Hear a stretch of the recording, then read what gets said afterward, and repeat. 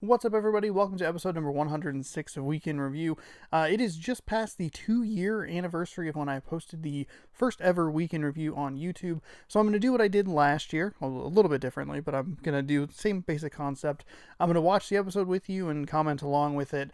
In addition to that, we'll talk about the week's new releases. I'll tell you about some cool stuff happening on twitch.tv/ShaunosaurusRex over the next couple of months, in addition to the regularly scheduled streams happening this week. Welcome back to episode number 1 of Week in Review. As you can see, there's me 2 years ago in this very same spot with a very different backdrop. You can't really see a ton of it because I have the camera in the lower left hand corner, but that's okay. I didn't realize that I still had the pig controller behind me, and then I have the two cars up top on the shelf, but just a lot of junk, a lot of Simpsons seasons up there.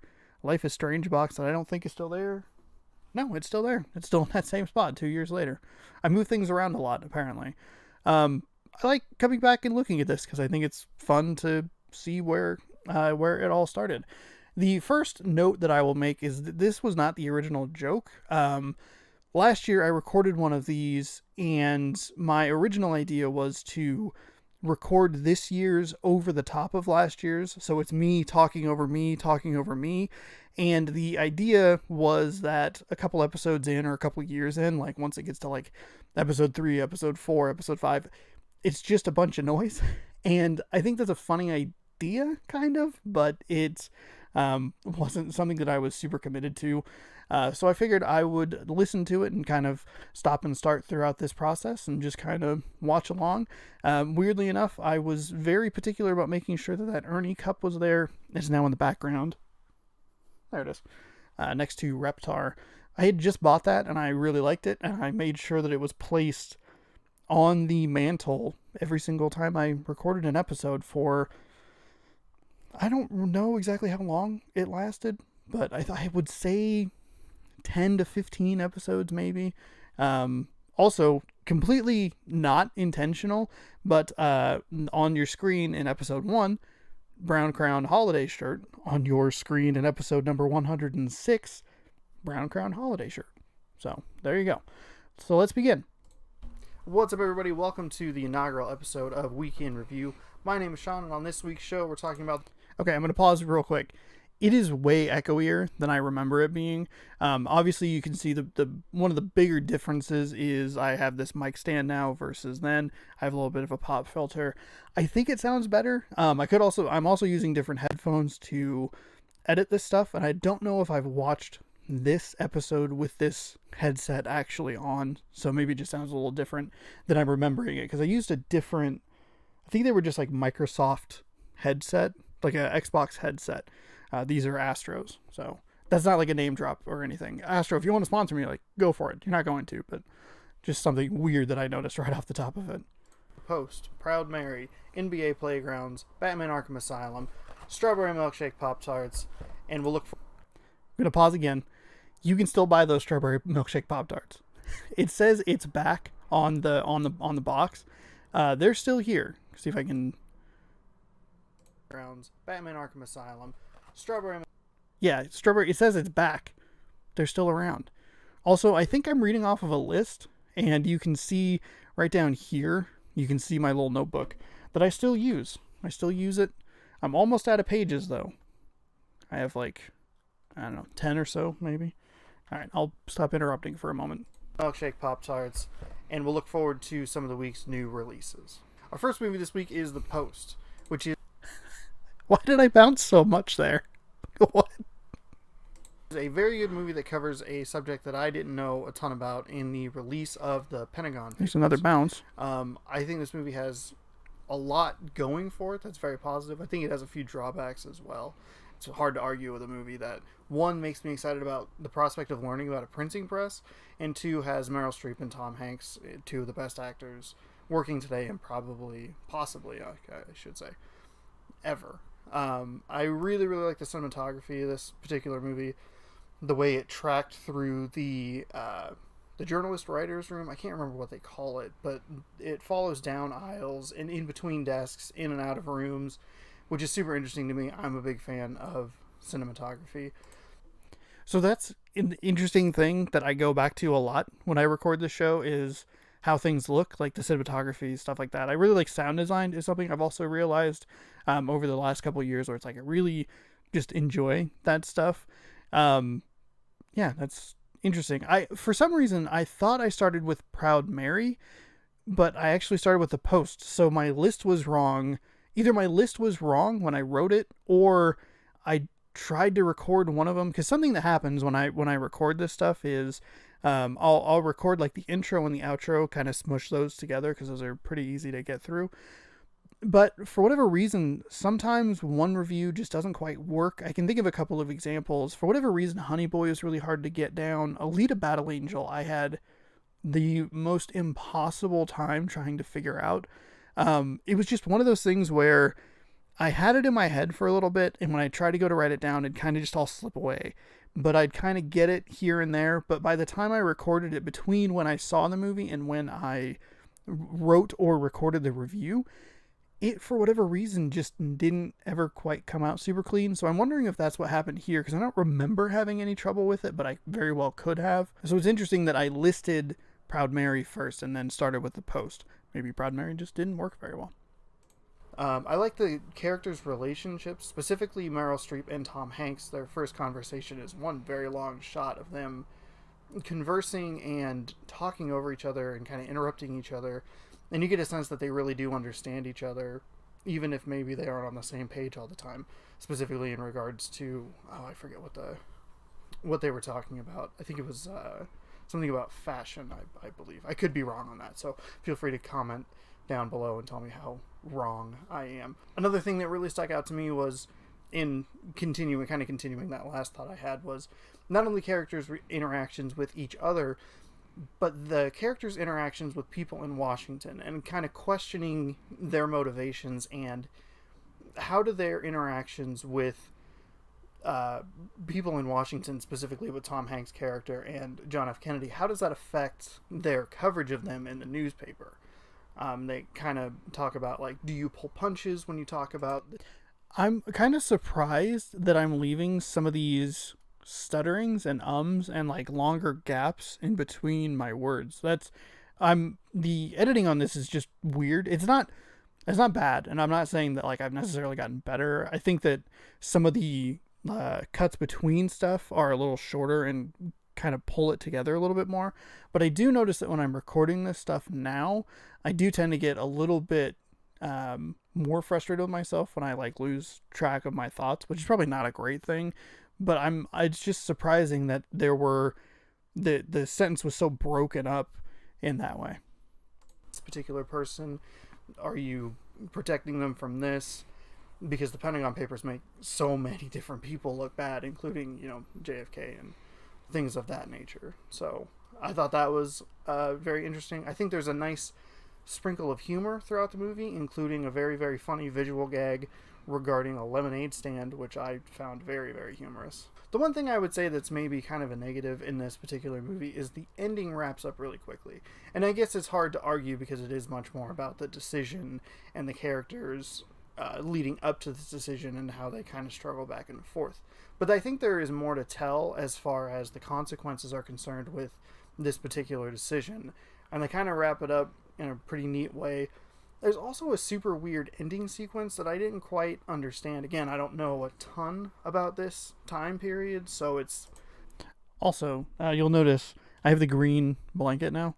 I forgot to mention this earlier, but I had the white bed sheet for a while, but I figured I'd use this blanket, which this blanket I actually made in high school, and I thought it gave a nice pop of color to the room, which I think actually works very well. Kind of hard maybe for me to put the pieces together, but I bet that there are tons of people out there who go like, oh man, like it's cool that they incorporated this extra little piece of information. But for me personally, again, not knowing much, it threw me off a little bit.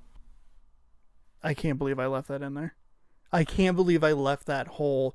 If I were to recut this video, I would cut that out. I don't know why that's there. That is so weird to me. Holy moly. Also, I'm noticing, and I'm doing it a lot in this as well, I adjust these shirts a lot. I think I adjust my shirt a lot just kind of during the regular recording process anyway, regardless of episodes or what shirt I'm wearing, but I grab a lot like right around my stomach and just pull it down. I can't believe that's still in there because I just wasn't exactly sure what they were trying to get at. But again, it's really hard to argue against Steven Spielberg directed, Tom Hanks, Meryl Streep starring movie. I do highly recommend this movie. I think you should check it out. It's not anything terribly special, so if you're not interested, I don't think you're missing anything remarkable, but give it a shot. Our second movie this week is Proud Mary. An okay action movie that definitely has some drawbacks, but it has a couple positives too. I think that even though it's tonally inconsistent with the rest of the movie, the final action sequence is pretty well done for the most part. It looks cool. Taraji P. Henson gets to be awesome, which she is. Go watch Hidden Figures. And I think its short runtime is definitely... Hidden Figures is an incredible movie. It is so good. I tinkered around with the idea of doing like a best of the decade look back at both the movies and the games, and I never went with it because I didn't feel super confident in the idea, and I think it's hard to compare movies from 2010 to 2019. I'm a very different person between 2010 and 2019. Hidden Figures, easily one of the best movies of the last decade, and one of the best movies I've ever seen. I love Hidden Figures. Watch Hidden Figures. Taraji P. Henson is awesome. Definitely a benefit. It runs about 95 minutes. It gets in, gets out, tells the story it wants to tell. Part of the problem with that is I don't really understand all the pieces at play, and I don't understand one of the storylines. Just seems like it's just there to be there, and it's like a major part of the movie. And I wish they would have taken more time to explain the relationship between Mary and the kid and their bonding, and less time with this impending war that they kind of reference a few different. I don't think those 2 points are connected. I've confused myself. 2-year-old me has confused episode 106 me. I don't know what part I'm talking about that feels like it's just there to be there. Though I do remember like really vehemently thinking that they should have spent more time with the relationship between Taraji P. Henson and the kid. Hey, if you'd like, I can just repeat this back to you. But that's a little unclear, which probably should have been a little bit. I bet. Here's what I bet happened. I bet that I looked at that point and I went, that might be like a little bit of a spoiler, so I tried to be really vague, but unfortunately I didn't space it out enough between that point and the next point that I was trying to make it, or trying to make, not make it, but trying to make, and it just kind of slid in together, and I definitely threw myself for a loop there. Times. I like the way the backstories for Mary and the son kind of work with each other and gives them more understanding of each other that allows them to bond. There are 2 great scenes with them, one of them getting a hot dog, and the final little sequence of the movie where they're trying to decide where they want to go. I guess that's probably a spoiler. Oops. Overall, I think it's... I left that in too. Okay. All right. Fine. I don't think you need to rush out and see it, but if you're interested, maybe check it out. You don't have to necessarily see it in the theater. You could wait until it comes out on Blu-ray. Our first game this week is NBA Playgrounds, which is an arcade basketball game that wants to be NBA Jam or NBA Street, but just doesn't quite get to those levels by a very large margin. I stuck with this game a little bit longer than I probably would have. Because of the achievements, I was pretty close on some of them, and it's a fairly easy list except for a few. I got about 800 gamer score for those of you who are... I never went back and got the rest of the gamer score. Interesting. So I forgot that I played this game, and I forgot what this game was. They released a sequel called NBA 2K Playgrounds, or whatever the heck it was. NBA 2K, or 2K Sports, I should say, bought the rights to the Playground series. And so I thought this was a different game, and I confused myself. Also, another weird kind of extra long part that if I were editing this now, I would cut out. But hey, that's part of why I looked back on this episode, was to see exactly what it looked like back then and what it looks like now. I also kind of with the Proud Mary thing, sometimes I do worry that like I'm not critical enough with it. I guess like I don't know.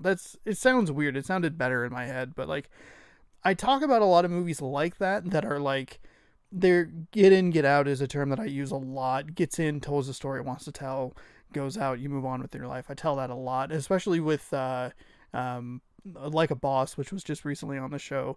And I guess like from like an opinion standpoint, it's fine that I'm like kind of more on the positive side, but for whatever reason, like sometimes I just look at it and I'm like, that go check it out if you want to seems like kind of a lack of having like an actual opinion on it. Like if it like are you really watching this show? Are you watching videos or reviews of things thinking like I'm on the fence, this person needs to push me over? Or are you kind of looking at it from like a different perspective? I almost said weird, but that's the incorrect word. From a different perspective, I'm looking for someone to convince me to go see this stuff. It's weird. It's something I've been thinking about because like you don't need to go see Like a Boss or Proud Mary or a bunch of other movies that I've talked about on this show, but I still kind of put them in the positive category, and I worry sometimes that I am maybe like a little too positive on some stuff, maybe not critical enough, but I'm, part of it is that I look at it from the perspective of when I created the show and when I wanted to start doing this stuff, it was that it was going to just be a thing that was going to kind of just be a general sort of talking about stuff thing. And I guess that's kind of why it is the way it is. Curious. I also dunked an absurd amount with John Stockton, an NBA player who dunked, I think, one time in his like 97-year NBA career. That's an exaggeration. I think he played for like 18. Anyway, why did I need to clarify that? It's an arcade game. It wants to be fun and kind of ridiculous, but it just isn't interesting enough. It doesn't really have that much of an identity. It just feels like a wannabe, which is fine if you're a Spice Girls song, but if you're a basketball game, it leaves a lot to be desired. There were a lot of times where I felt like I was in position to block a shot or affect the shot or whatever, but for some reason they just ran right past me. Weird that didn't get cut out. And I don't know exactly, like, maybe it's just because I suck at video games. That's totally possible. You could show me MLG footage of this stuff and I'll be like, cool, man. That's awesome. Doesn't change the fact that it's a mediocre game. Another gripe I have with this game is that it punishes... That was a really weird cut. And I don't think anyone ever played this game as an MLG game. You for shooting threes. There's a meter up in the top right or top left hand corner, depending on which team you're on, that fills up when you do things like dunks or alley-oops or layups. It doesn't fill up at all when you get threes.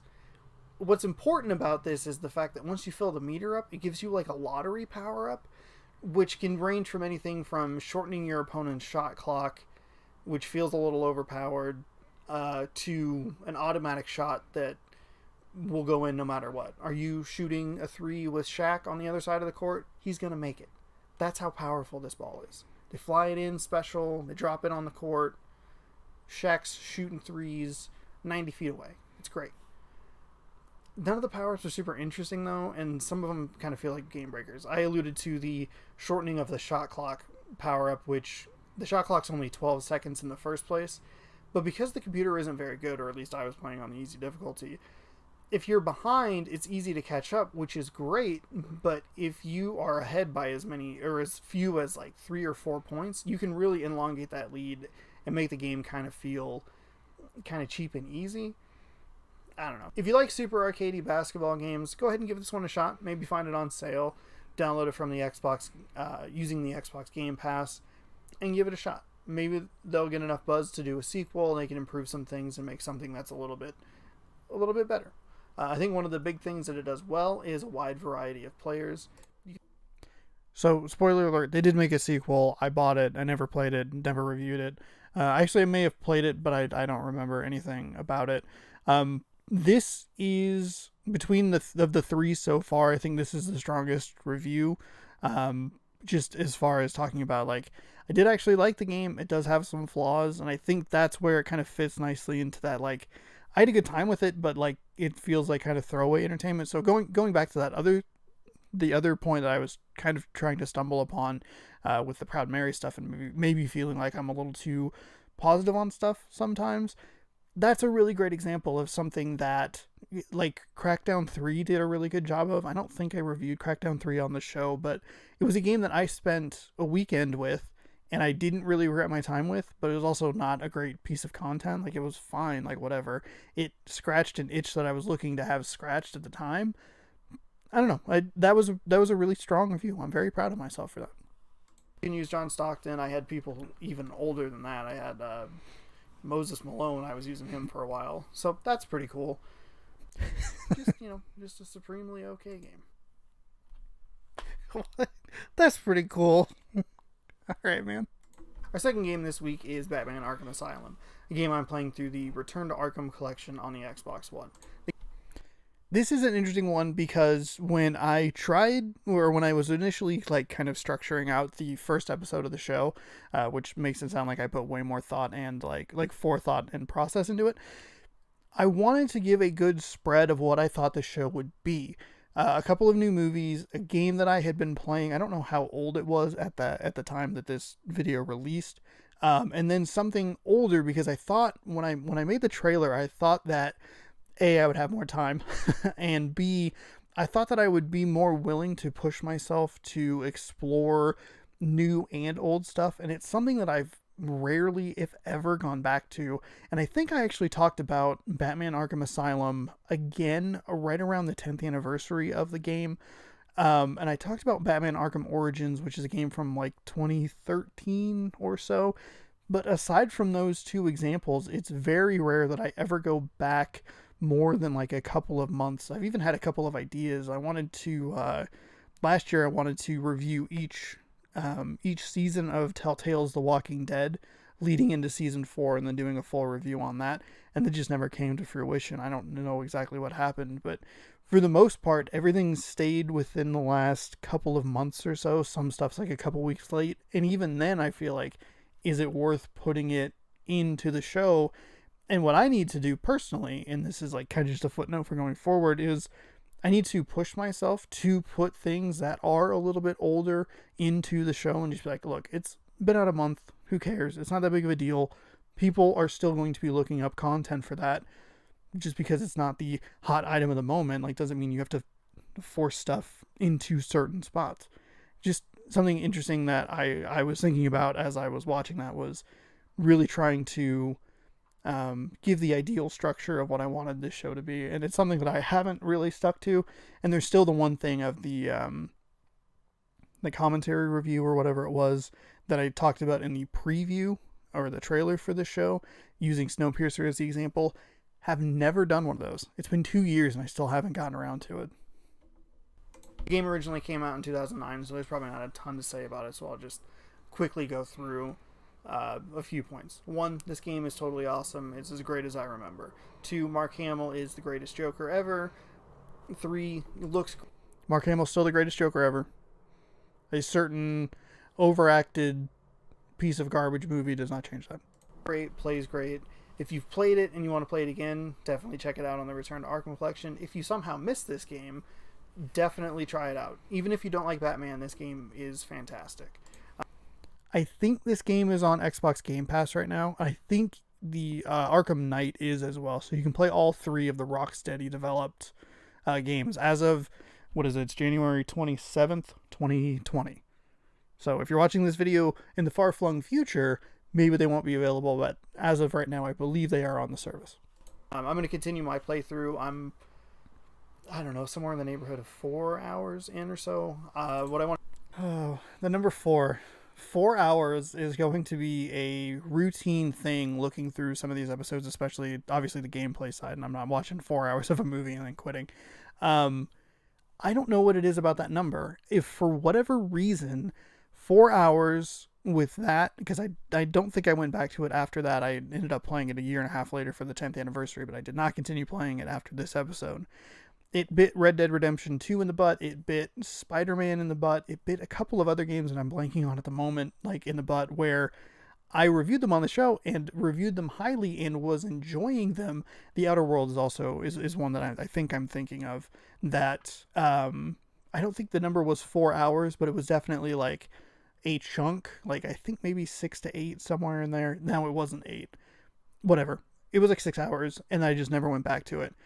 Something that weirdly started here. Oh man, that's really weird. That 4 hours is a recurring, not issue, but a recurring thing that happens on Week in Review, where I review a game, talk about it, 4 hours, really liked it, gonna get back to it, never touch it again. What I'm gonna do is just clear all the map, get through the story stuff, and then probably move on to Arkham City and Arkham Knight, which is sitting behind me. Never did that either. On the shelf, and I might also check out Arkham Origins. I did that one though. So look for more reviews on that stuff in the future, but right now you're gonna have to wait a year and a half. You're gonna go a whole year and a half, and you're gonna get another review, I think, of Arkham Asylum 10th year anniversary, and then you're gonna get a review of Arkham Origins. Still have not played Arkham City. Still have not played Arkham Knight. Arkham Asylum is 2 big thumbs up. Hell yeah. Our final segment this week is the limited edition segment, where I go out and buy something limited edition and try it out here on the show. This week, strawberry milkshake Pop-Tarts. I'm pretty pumped about these. I'm a big fan of strawberry flavored things. I don't really like milkshakes all that much unless they're orange, but I like Pop-Tart flavors, so we'll give these a whirl. The box was open.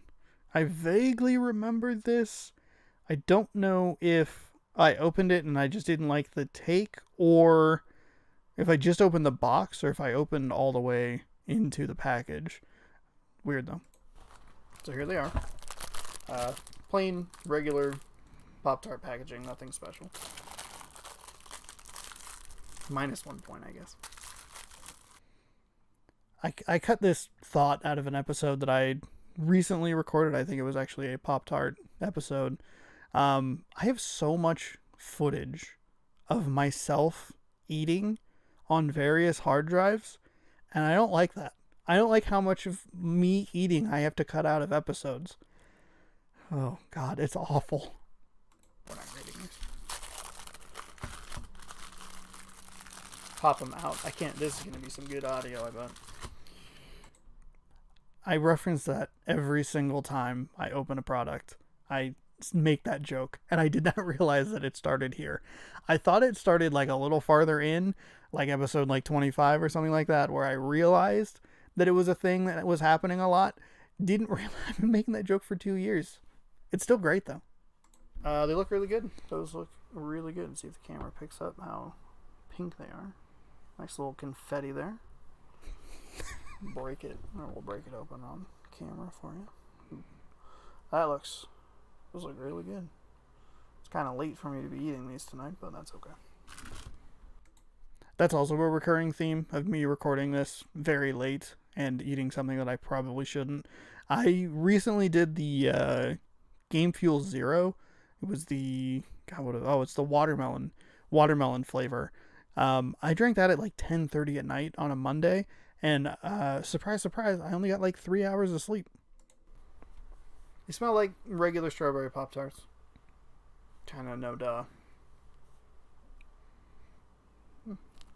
Give it a little different. It looks like a different type of filling. It looks more of like a frosting than the other ones look like kind of like a jelly.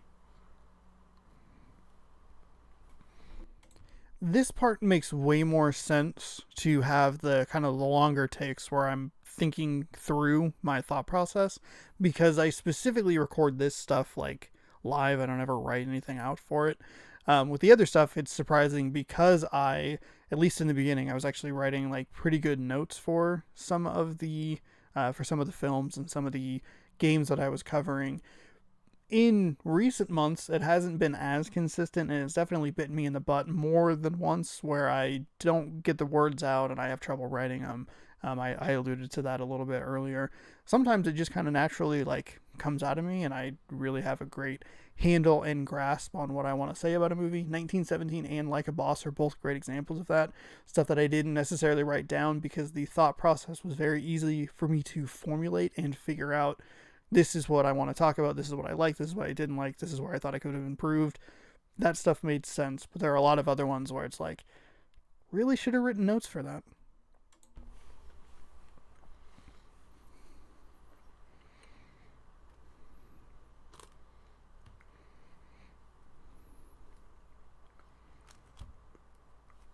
Well, I really like those. Those are very good. I was about to pause and then say, well, I'm surprised that the cut was there, or the cut took so long immediately as I started talking. Also, there was a mouth sound that I really wish was not in the video. I'm a big fan of strawberry things, as I was kind of saying earlier, so it is a little more steered towards my... Surprised that's in there. Really surprised that I didn't just cut that out a little bit, just cut it a little bit out. Something that else is kind of interesting about this is I have a very cursory knowledge of Adobe Premiere, so it may have actually been a situation where I was looking at it and I didn't understand enough about the program to cut it down a little bit more where I think looking at it now where it needs to be. The other thing is a lot of these videos went up very late on a Monday night because I didn't understand the YouTube Studio and how it worked. I didn't know you could schedule videos because it didn't take 5 minutes to just look around a little bit and be like, oh, you can pick this little drop down menu and you can schedule it for Tuesday at 6 a.m., which is typically when these videos go live, unless they're late. So there's like a little bit of weirdness where technically this video was supposed to go up on the 24th, but instead it would go up on the 23rd, and a lot of them would go up late Monday night, and then I would just go in on Tuesday and then make an Instagram post to be like, hey, the new episode's up, and kind of treat it like now it's live instead of being live 18 hours ago or so. Personal joys and interests. So those are some thoughts on the strawberry milkshake. That was a very short review of that. Big Pop-Tarts, they're very good. If they made these a regular, I would be a buyer. So I never bought them. They made them a regular and I never bought them again. Go ahead and check those out if you are interested. I would recommend them. The final part of this episode and every episode is looking ahead at a few releases that I'm interested hitting shelves or theaters this week. And that was an incredibly weird, broken up sentence that I'm surprised I didn't retake. That was really odd. I also skipped a word somewhere in there. Theaters here in Spokane is The Shape of Water, which I'm sure has been out for like a month in smaller or larger markets, not smaller markets, in larger markets. I had kind of a weird, I didn't really care about this movie when I first saw the trailer for it, but I've seen a few more and I've kind of turned on it, so maybe I'll give that a try. Never went and saw it, never reviewed it. It also picked up 13 Academy Award nominations because I'm recording this on the day that those nominations were announced. On Blu-ray this week is a movie called The Killing of a Sacred Deer. Okay, two things. One, never watched Killing of a Sacred Deer, though I did watch The Favorite, and I would like to go watch that and his other movie, The Lobster. Also, why did I leave this in? Yes, I got the title right. Okay, that makes sense. Of The Lobster. This one's more of like a psychological... Again, should have cut that. Horror movie. The preview looked interesting enough for me to kind of go out of my normal genre wheelhouse when I went to see The Florida Project. So I might give that a try a few weeks down the road. Did I review The Florida Project? I think I did. I think The Florida Project is in one of these early episodes. What a great movie that is completely undone by the ending. That sucks. On the game side, there's one game coming out this week. It's Telltale's Batman Season 2, Episode 4. Yes, that's a jumble of words, but it's what I'm looking forward to. So I'll probably actually play that tomorrow. And we'll have impressions for you next week.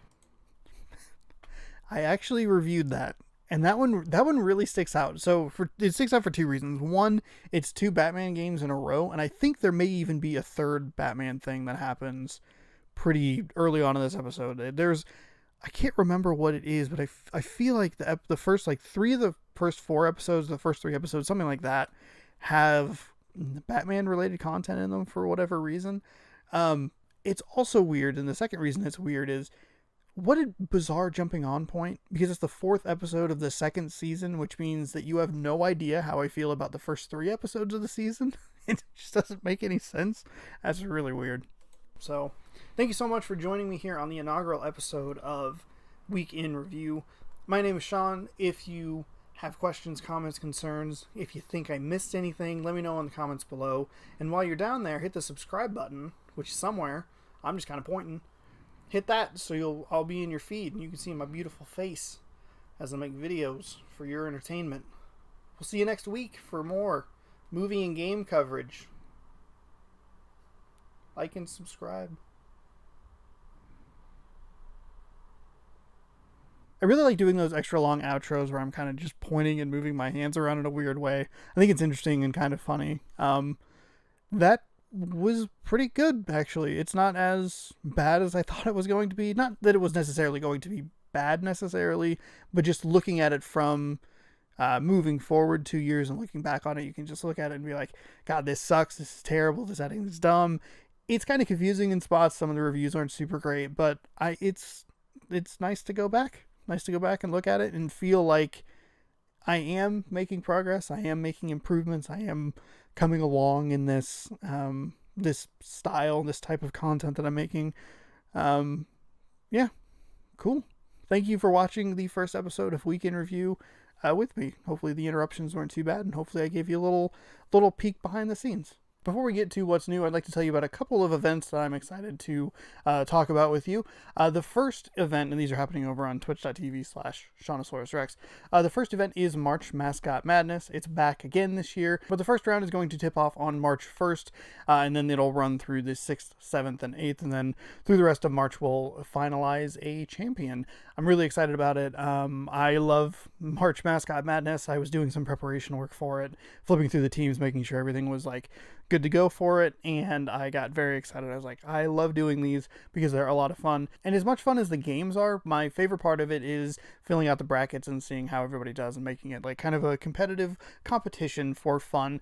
And you'll be able to start doing that Tuesday, January 28th, which coincidentally coincides with the bracket reveal stream that I'm doing that night, walking you through, showing you all the matchups so you can pick who you want to pick and see how far they can go. It's going to be a lot of fun. You should tune in and watch that, and you should tune into the tournament. It's going to be great.